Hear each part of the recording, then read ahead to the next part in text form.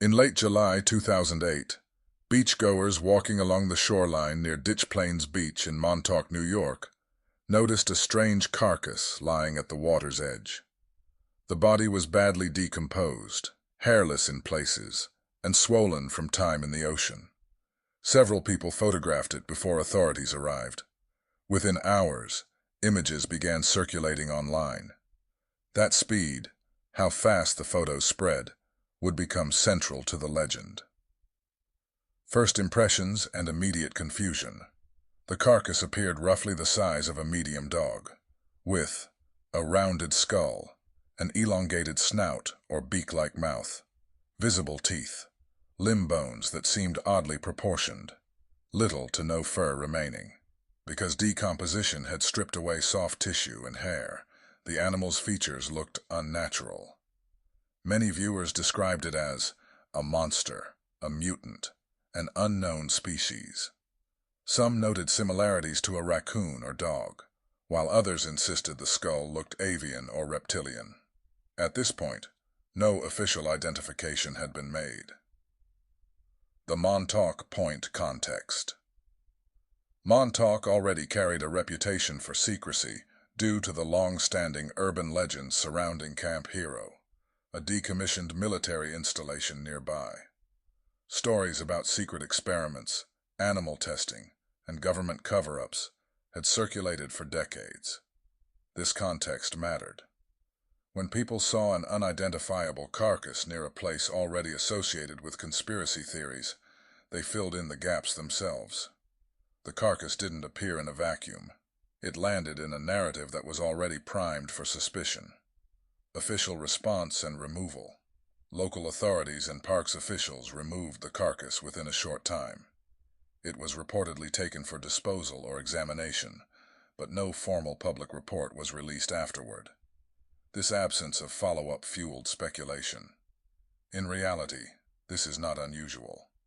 Municipal agencies routinely remove animal remains without issuing press statements, especially when public health is the priority.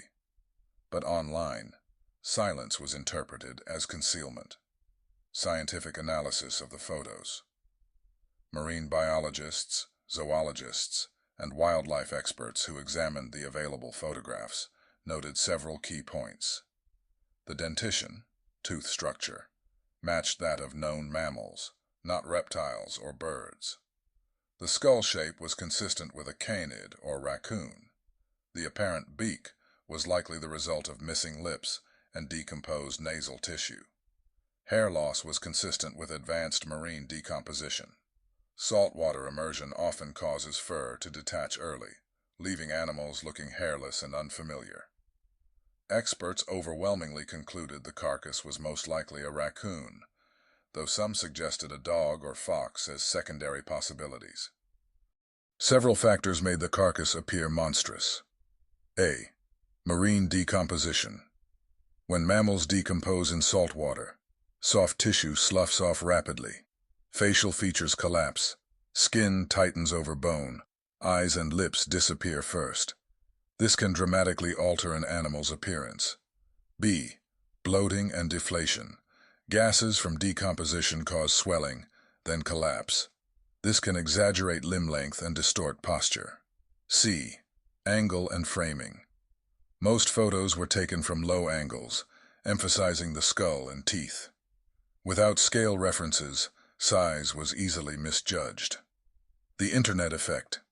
The Montauk monster became famous not because of what it was, but because of when it appeared. By 2008, social media platforms were rapidly expanding. Viral imagery was becoming common online. Cryptid culture was thriving.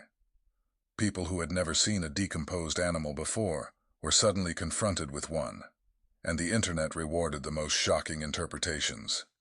Each repost added speculation. Government experiment. Escaped lab animal. New species. The more mundane explanation gained less traction. No tissue samples were preserved publicly. No DNA analysis was released. No skeleton was cataloged. This frustrates researchers, but it does not imply wrongdoing.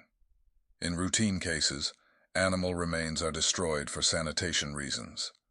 Once the body was gone, only photographs remained, and photographs rarely tell the full biological story.